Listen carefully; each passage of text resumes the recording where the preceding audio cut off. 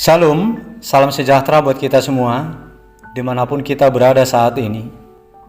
Kami mengucapkan selamat ulang tahun kelahiran dan selamat ulang tahun pernikahan buat Bapak Ibu Saudara yang berulang tahun hari ini. Semoga Tuhan memberikan umur yang panjang, memberikan kesehatan dan sukacita buat saudara. Dan buat Bapak Ibu Saudara yang sedang menderita sakit, kami turut mendoakan semoga Tuhan memberikan kesembuhan buat saudara. Demikian juga buat Bapak Ibu Saudara yang mempunyai pergumulan hidup. Kiranya kuasa pertolongan Tuhan memulihkan keadaan kehidupan saudara kembali.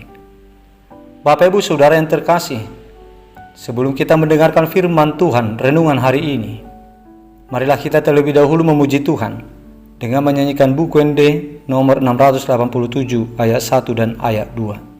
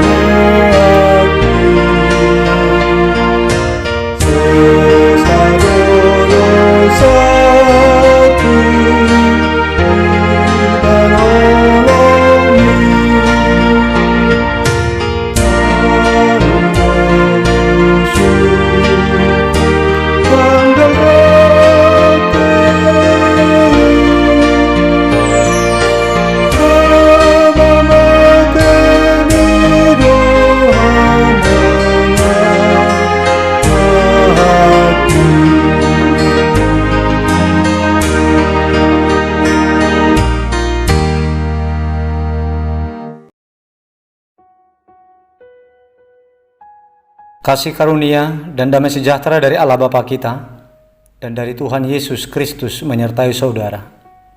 Amin. Bapak Ibu Saudara yang terkasih, firman Tuhan renungan untuk kita hari ini tertulis dalam kitab 1 Korintus pasal 1 ayat 18 yang berkata demikian.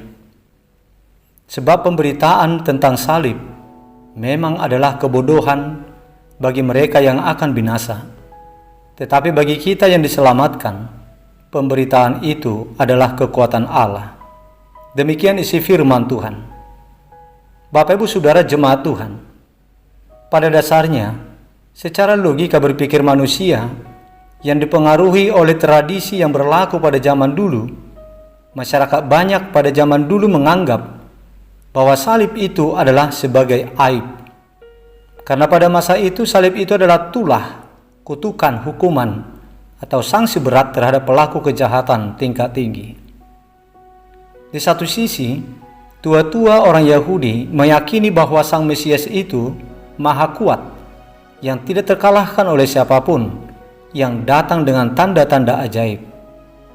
Oleh sebab itu mereka menganggap bahwa sungguh tidak masuk akal dan bahkan konyol jika Sang Mesias tampak lemah, menderita sengsara, dan bahkan sampai mati terbunuh di kayu salib. Dan bahkan salib itu mereka anggap sebagai simbol dari seseorang yang dikutuk. Kemudian di sisi lain, orang-orang Yunani diwakili para orator dari dunia atau pembantah dan para filsuf meyakini bahwa kebenaran hanya bisa diterima melalui tradisi retorika dan filsafat Yunani Romawi. Dan ternyata menurut analisa dan standar evaluasi mereka, berita mengenai salib jelas-jelas adalah kebodohan. Jadi karena pengaruh pemahaman yang seperti itu, maka saat orang yang tidak percaya mendengar berita tentang salib, mereka selalu tertawa dan menganggapnya sebagai kebodohan yang tidak masuk akal. Bapak Ibu Saudara jemaat Tuhan, di reruntuhan kota tua Roma, ditemukan sebuah coretan dinding atau grafiti yang diyakini berasal dari tahun 200-an Masehi. Dalam coretan tersebut tertulis, Alexamenos menyembah Tuhannya. Dan di dekat tulisan tersebut, terdapat gambar Alexamenos yang sedang menyembah, dan yang disembahnya adalah seseorang yang disalibkan dalam sosok manusia berkepala keledai. Itu merupakan olok-olok yang cukup umum pada saat itu kepada para pengikut Yesus.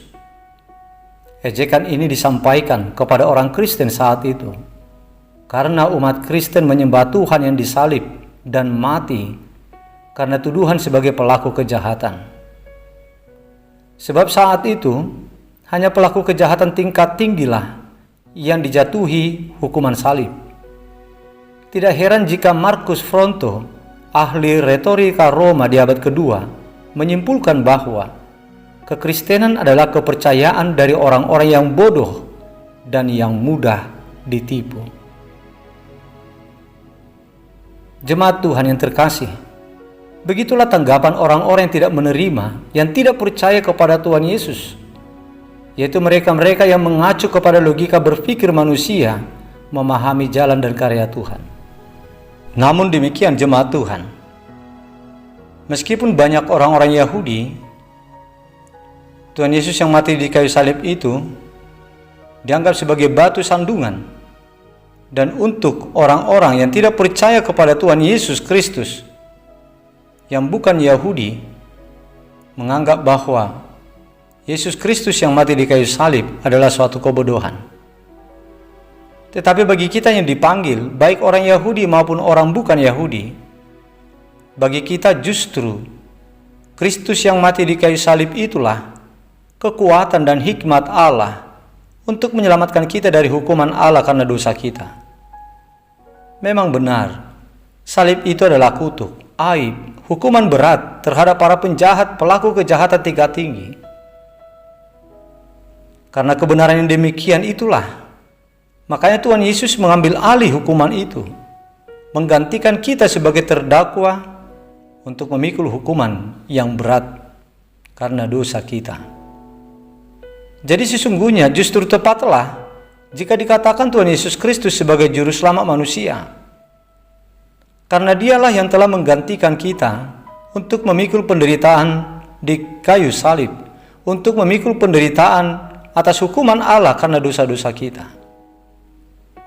Dan itu sudah jauh-jauh hari dinubuatkan oleh Tuhan Allah dengan berkata, tetapi dia tertikam oleh karena pemberontakan kita, dia diremukkan oleh karena kejahatan kita.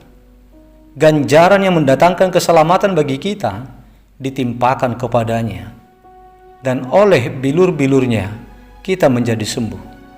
Yesaya 53 ayat 5. Oleh sebab itu jemaat Tuhan, hendaknya iman percaya kita kepada Tuhan Yesus semakin teguh dan kokoh sampai akhir hidup kita, supaya buah penyelamatan yang telah dikerjakan oleh Tuhan Yesus itu pada pengorbanannya di atas kayu salib dapat kita rasakan kelak di dalam kehidupan yang kekal di sorga. Amin. Marilah kita berdoa. Bapa di sorga, Bapa yang baik yang kami muliakan di dalam nama Yesus Kristus Tuhan kami, puji syukur dan terima kasih kami sampaikan kepadamu ya Bapa, atas segala kasih dan kepedulianmu serta berkat-Mu yang Kau berikan kepada kami hingga pada saat ini. Kami boleh dalam keadaan selamat di hari yang baru ini oleh karena perlindungan Tuhan atas hidup kami. Ya Bapa, terima kasih buat sapaan firman-Mu yang telah mengikat hidup kami dan yang telah menasihatkan kepada kami tentang hidup beriman, tentang hidup berkeyakinan akan jalan keselamatan yaitu kematian-Mu di atas kayu salib. Ya Tuhan, begitu banyak orang-orang di sekitar kami yang tidak percaya akan kemesiasan-Mu, yang tidak percaya bahwa pengorbanan-Mu di kayu salib itulah satu-satunya jalan keselamatan untuk menebus dosa-dosa manusia. Oleh sebab itu ya Tuhan, kami berharap dan memohon kiranya Tuhan berkenan untuk menguatkan iman percaya kami kepadamu. Dan janganlah satupun dari antara kami yang bimbang, yang ragu, dan jangan satupun dari antara kami yang meninggalkan iman kami kepadamu ya Tuhan. Karena kami sangat berharap sampai akhir hidup kami menjadi orang yang setia, meyakini dan mempercayai Tuhan sebagai juru selamat. Bapa di sorga, kami memohon berkat-Mu, campur tangan-Mu atas hidup saudara-saudara kami umat jemaat-Mu yang sedang sakit saat ini. Mohon uluran tangan-Mu atas mereka Tuhan, untuk menyembuhkan mereka. Berkatilah segala perawatan pengobatan yang mereka terima, supaya semua pengobatan dan perawatan yang mereka terima itu mengandung kuasa dan tentunya akan memberikan kesembuhan kepada mereka. Sebab kuasa-Mu sanggup untuk memulihkan, untuk menyembuhkan mereka dari sakit penyakit yang mereka derita saat ini. Sakit apapun itu Tuhan yang sedang mereka derita, kuasa-Mu sanggup untuk menyembuhkannya. Bapa di surga, kami mengucap syukur atas berkat-Mu, atas hidup saudara-saudara kami yang berulang tahun satu hari ini, yang berulang tahun kelahiran dan yang berulang tahun pernikahan. Kami mohon berkat-Mu Tuhan atas mereka. Kami mohon Engkau berkenan menjadi gembala penuntun hidup mereka di hari tahun yang baru yang Engkau tambahkan untuk mereka. Biarlah kiranya Engkau berikan umur yang panjang, kesehatan dan sukacita kepada mereka. Ya Bapa, kami serahkan seluruh hidup kami kepadamu. Kami serahkan pergumulan kami Tuhan kepadamu. Kami mohon pertolongan-Mu atas segala pergumulan-pergumulan yang sedang kami alami saat ini di dalam kehidupan kami. Bebaskan kami Tuhan, luputkan kami dari segala kesesakan hidup yang sedang menimpa hidup kami. Bapa di sorga, kami mohon Engkau berkati segala usaha pekerjaan yang kami lakukan hari ini. Biarlah kiranya Engkau memberikan hikmat, memberikan kekuatan dan keselamatan kepada kami di dalam semua aktivitas dan segala pekerjaan kami. Lindungi kami Tuhan, lindungilah anak-anak kami, sanak saudara kami, dan keluarga kami. Ampunkan kami Bapa dari segala dosa yang kami lakukan, agar kami layak untuk menerima berkat-Mu. Di dalam nama Yesus Kristus, Juru Selamat kami yang hidup, dengarkanlah doa kami ini. Amin.